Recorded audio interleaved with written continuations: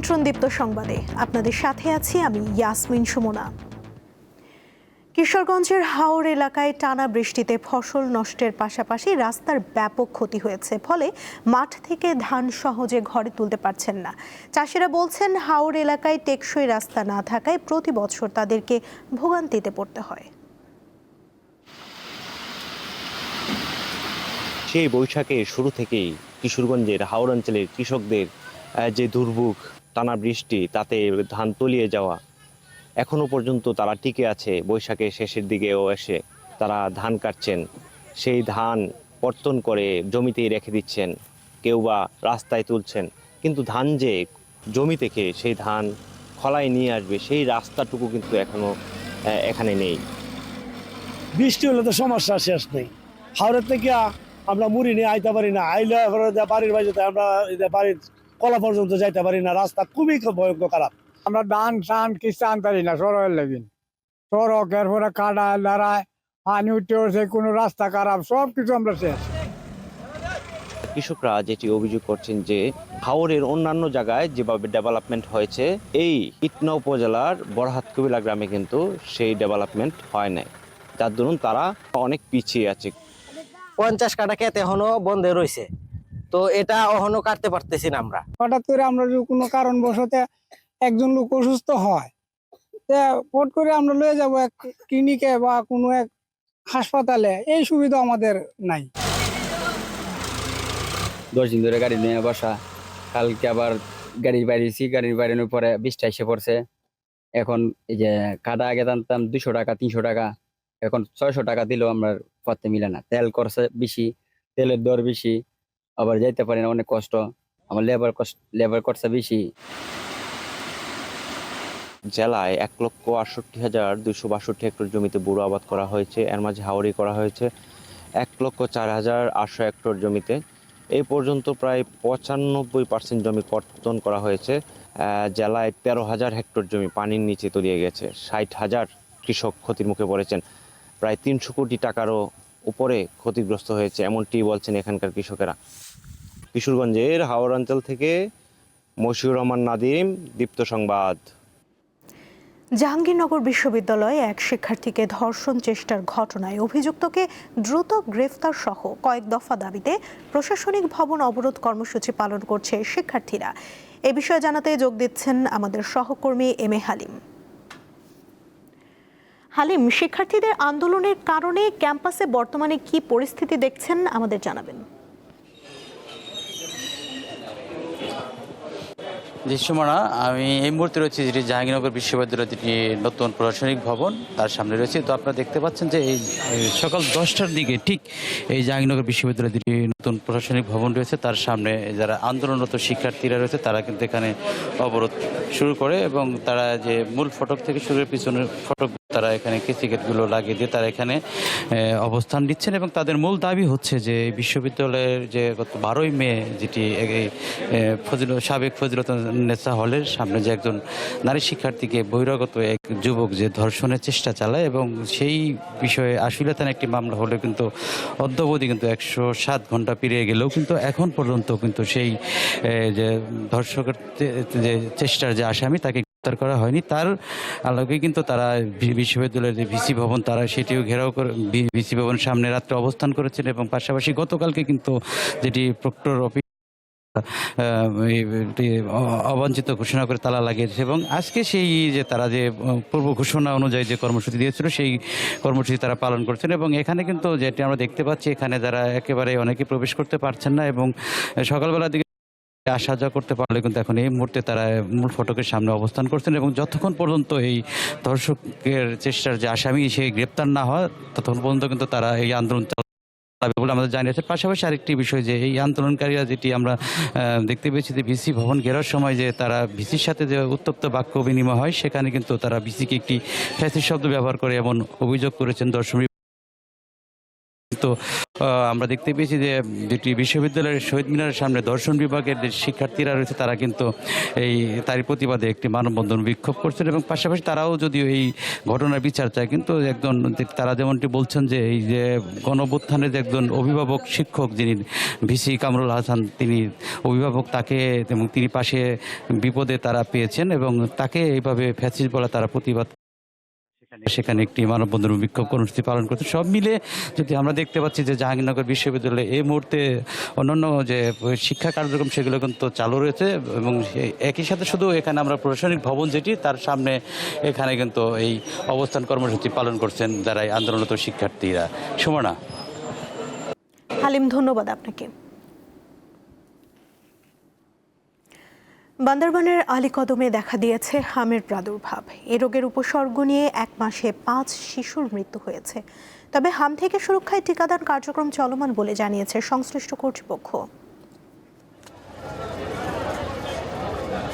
বান্দরবনের আলীকদমের দুর্গম ইউনিয়ন কুরুকপাতা ক্ষুদ্র নৃগোষ্ঠী ম্র অধ্যুষিত এলাকাটিতে 1 মাস ধরে দেখা দিয়েছে হামের প্রাদুর্ভাব। উপজেলা স্বাস্থ্য কমপ্লেক্সের তথ্য মতে হামে 23 এপ্রিল থেকে মের মাঝামাঝি পর্যন্ত 166 জন আক্রান্ত হন আর চিকিৎসা নিয়েছে 138 জন। উপসর্গের মধ্যে জ্বর, সর্দি কাশি ও শরীরে লালচে দাগ দেখা যায়। তারপরে যাই নফারে বেশি কষ্ট পাই বেলে আলীকদম হাসপাতাল আমি ভর্তি দিয়ে চিকিৎসা করে দিয়ে দুর্গম এলাকাতুন ডাক্তার নাই কিছু নাই এরে এখন হাম রোগ লাই আরা ভক্তি ঘুরিয়ে হাসপাতাল ভক্তি ঘুরিয়ে এর চিকিৎসা করিয়ে। স্থানীয় জনপ্রতিনিধি জানান, দুর্গম এলাকা ও মানুষের অসচেতনতার কারণে রোগীদের হাসপাতালে নিয়ে চিকিৎসা দেওয়া যাচ্ছে না, ফলে রোগটি দ্রুত ছড়িয়ে পড়ছে। দীর্ঘদিন ধরে হাম টিকা গ্রহণ ন করার কারণে আজকে এই বছরের প্রচন্ডভাবে আমার কুরুকপাতা ইউনিয়নের জনসাধারণ প্রতি হাম আক্রান্ত বেশি হয়। বান্দরবানের আলীকদম উপজেলা স্বাস্থ্য কমপ্লেক্সে শয্যা সংখ্যা মাত্র 31। হাসপাতালটিতে পর্যাপ্ত জনবল ও শয্যা সংকটের কারণে হাম সহ শতাধিক রোগীকে চিকিৎসা প্রদানে বেগ পেতে হচ্ছে বলে জানান চিকিৎসকরা। 3 গুণের চেয়ে বেশি রোগী নিয়ে আমরা এখন আসলে হিমশিম খাচ্ছে আমাদের, কারণ জনবল থেকে শুরু করে স্বাস্থ্যকর্মী থেকে শুরু করে সব জায়গায় আমাদের সংকট রয়েছে। উপজেলা প্রশাসন আমাদেরকে সার্বিক সহযোগিতা করছে। আমরা সবগুলো দপ্তর একসাথে কাজ করে দ্রুত যে সমস্যা এখন আছে হামের প্রকোপ এটা থেকে কাটিয়ে উঠতে পারবো বলে বিশ্বাস করি। হাম ও উপসর্গে সারা দেশে এখন পর্যন্ত মৃত্যু 400 ছাড়িয়েছে। সঞ্জিদা প্লাবনী, দীপ্ত, বার্তা কক্ষ। কোরবানির ঈদ সামনে রেখে সারা দেশে জাল টাকা তৈরি চক্রের সদস্যরা সক্রিয় হয়ে উঠেছে। এই অবস্থায় আইন শৃঙ্খলা রক্ষাকারী বাহিনী বিশেষ অভিযান চালাচ্ছে। ব্যক্তি পর্যায়ে জাল নোট নিয়ে প্রতারিত হওয়া ঠেকাতে সচেতন হওয়ার পরামর্শ পুলিশের। এই বছরের অন্যান্য সময়ের তুলনায় বাজারে বেশি ছড়িয়ে পড়ে জাল টাকা। সামনেই কুরবানির ঈদ, এ সময়ে অনেকে ভ্রাম্যমাণ দোকান থেকে নতুন টাকা কেনেন, কিন্তু সেই টাকা যে জাল নয় তার নিশ্চয়তা কোথায়? এটা তো আমরা ঠিক পাই, জাল দিতে পারবো না। ওটা ঠিক না পেলে তো আমার চালানই থাকবে না, দেখা গেছে 2-4-6 মাসে আমার চালান শেষ। ওটা ঠিক পাই। পুলিশ স্থানে ওপেন ব্যবসা, ওপেনই, এদের কোনো দুর্নীতি নাই, হয়তো দামে 10 টাকা বেশি, এটাই। মাগুরার ছেলে রেয়াজুল হক কোরবানির ঈদ উপলক্ষে রাজধানীর গুলিস্তানে এসেছেন নতুন টাকা কিনতে। এখান থেকে নিলে গুলিস্তান থেকে আমি আসছি, কিন্তু অনেক দূর থেকে। আমার বাসা হচ্ছে মাগুরা, তো এখানে আসছিলাম টাকা নেওয়ার উদ্দেশ্যে আসছি। এটা হচ্ছে ঈদের সময় একটা সেলামে দেওয়া বাচ্চাদের বা অন্যান্য সেলামে, সেক্ষেত্রে নতুন টাকা দিলে আর কি তার খুশি হয় আর কি।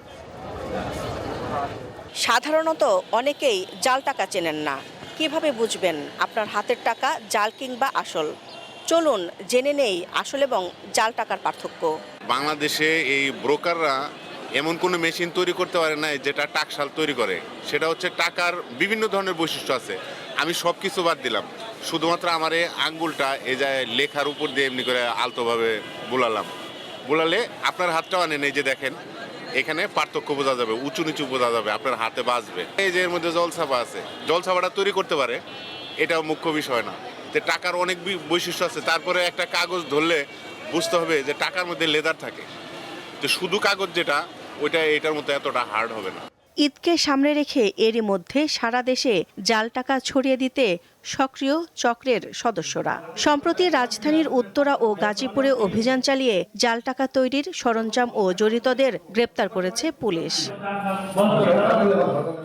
এ ধরনের অভিযান আরও চলবে বলে জানায় আইন শৃঙ্খলা বাহিনী।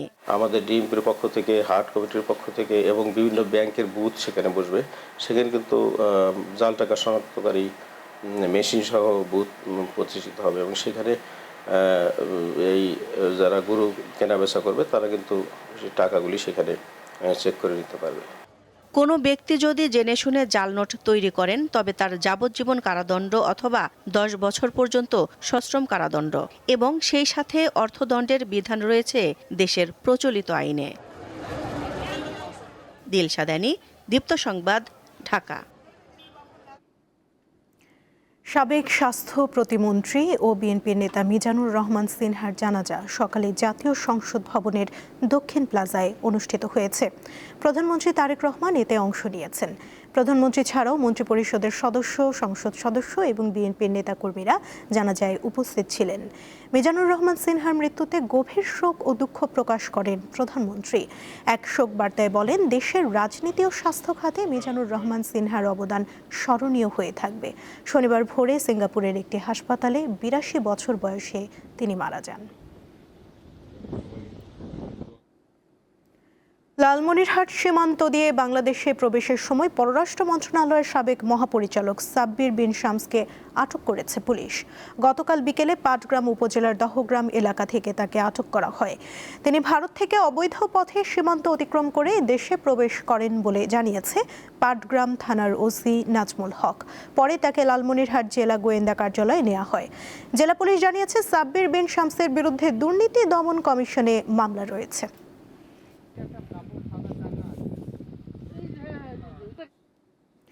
গাইবান্ধার সুন্দরগঞ্জে একটি পাগলা কুকুরের কামড়ে একের পর এক প্রাণহানির ঘটনা ঘটছে।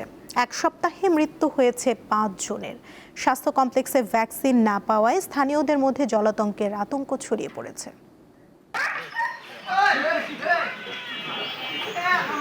গত কয়েকদিনে গাইবান্ধার সুন্দরগঞ্জ উপজেলার কঞ্চিবাড়ি ইউনিয়নে একটি পাগলা কুকুরের কামড়ে 5 জন মানুষ মারা গিয়েছেন। চিকিৎসাধীন রয়েছে অন্তত 20 জন। ফলে এই এলাকাতে এখন সাধারণ মানুষের মাঝে একটি ভীতি তৈরি হয়েছে। পাশাপাশি এই এলাকার সাধারণ মানুষরা মৃত্যু ব্যক্তি এবং জলাতঙ্ক রোগে আক্রান্ত ব্যক্তিদের বাসাতে যেতে কিন্তু অনেকে ভয় করছেন।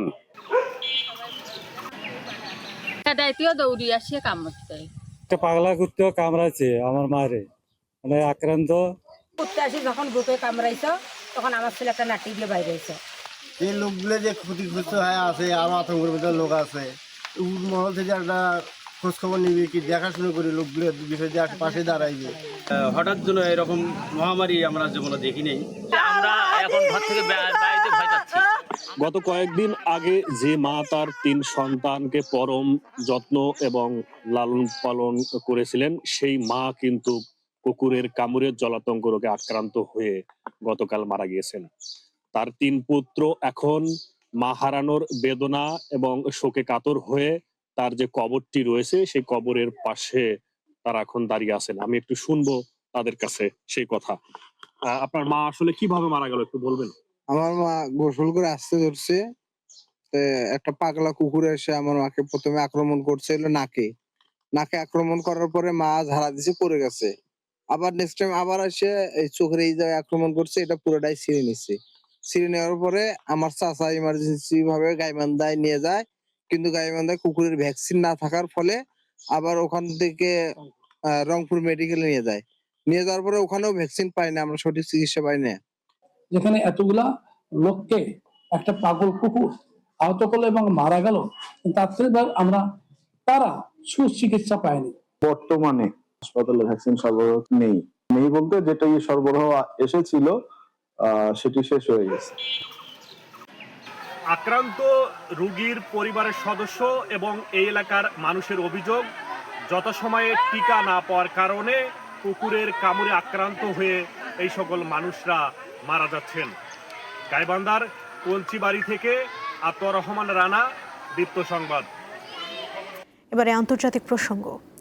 হরমুজ প্রণালী দিয়ে বাণিজ্যিক জাহাজ চলাচল নিয়ে ইরানের ইসলামিক রেভলিউশনারি গার্ড কোর IRGCর নৌবাহিনীর সঙ্গে আলোচনা শুরু করেছে ইউরোপের কয়েকটি দেশ। শনিবার ইরানের রাষ্ট্রীয় টেলিভিশনের এক প্রতিবেদনে এ কথা জানানো হয়েছে। প্রতিবেদনে বলা হয়, তেহরানের তত্ত্বাবধানে একটি ট্রানজিট ব্যবস্থার আওতায় পূর্ব এশিয়ার কয়েকটি দেশের জাহাজ হরমুজ ও লারাফ দ্বীপের দক্ষিণ রুট দিয়ে এই প্রণালী পার হওয়ার পর ইউরোপীয় দেশগুলো আলোচনা শুরু করে। আন্তর্জাতিক বাণিজ্য সচল রাখা এবং ইরানের সার্বভৌমত্ব রক্ষা করে হরমুজ প্রণালীতে জাহাজ চলাচল নিয়ন্ত্রণ করার জন্য একটি পেশাদার পদ্ধতি চালুর প্রস্তুতি নিয়েছে।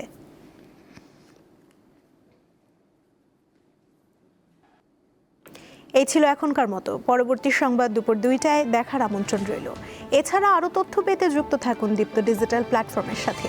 ধন্যবাদ সবাইকে।